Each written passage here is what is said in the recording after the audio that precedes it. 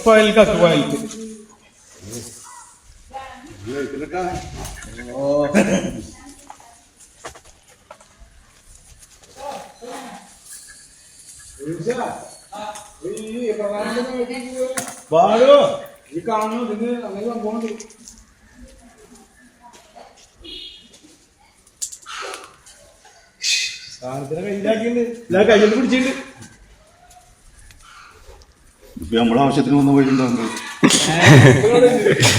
ഞങ്ങൾക്ക് പമ്പിനുണ്ട്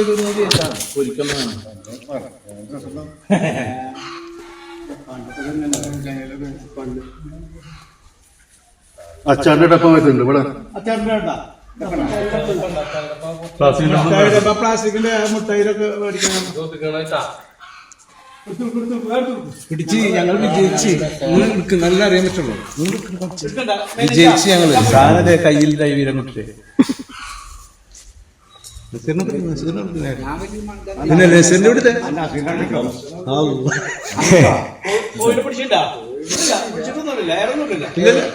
കുറച്ചെന്താ സാധനം ഉണ്ട് പറ്റില്ല. അത് പാവശം വിഷപ്പല്ലിന് ഏറ്റവും വലിയ വിഷപ്പല്ലികളാണ്. കടിച്ചാല് 90% മരണം ഉറപ്പാണ്.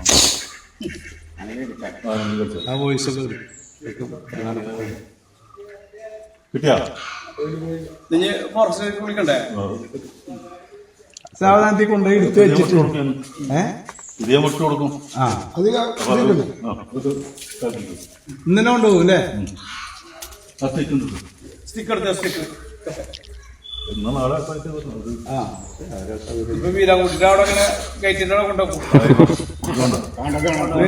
ഫോട്ടോ എടുത്തോ.